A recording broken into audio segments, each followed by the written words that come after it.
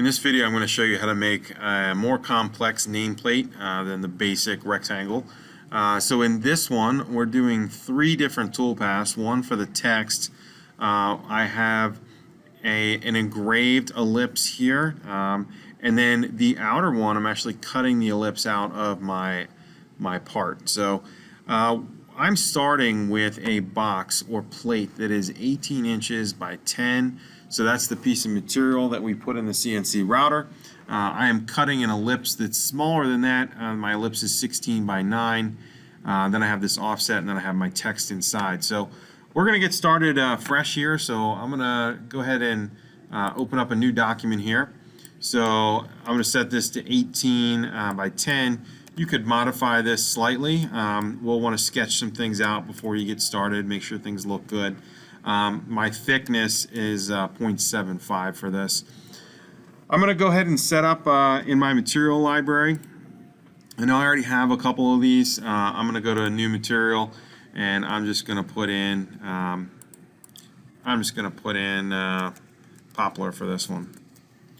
And I'm going to set this for a feed rate of 100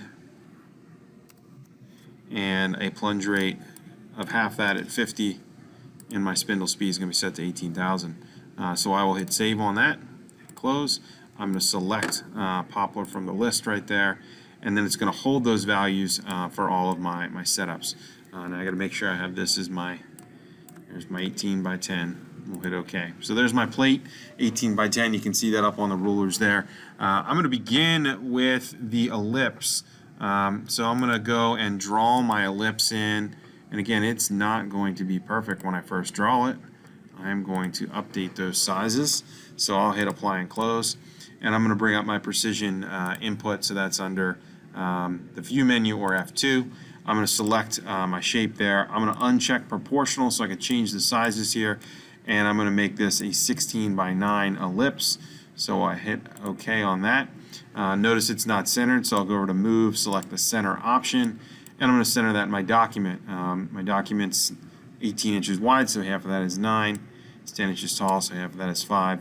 We'll hit OK. So there is the outside cut.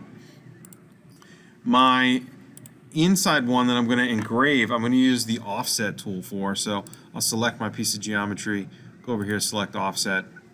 I'm going to go in a ½ an inch on this one.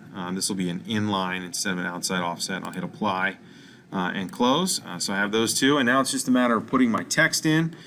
So I'll go to the text tool here, and I'm just going to use Hempfield for my text here. You'll have to play around with the font that you want and the size. So we'll just close that, and then we'll go in and we're going to highlight this. Now that I have a font that I like, I might decide I'm going to make that maybe a little bit larger, and I'll hit close on that. Now this piece of text, I can move that by dragging it over. I'm going to make this a little bit bigger.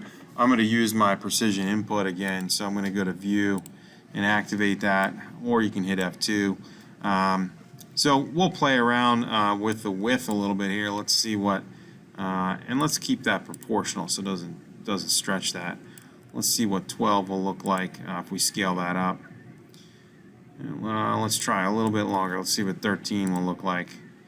Now we want to put that in the middle, see if we still like it. So 9 by 5 for this. And that looks pretty good. I'm just looking at how close it is to the outside edge. I'm pretty happy with that. So that's centered and ready to go. We're going to save this on the OneDrive. So we'll go up to File, Save. I'm going to put this in my Materials folder, and this is going to be, you can put this in a subfolder, but save this with your name.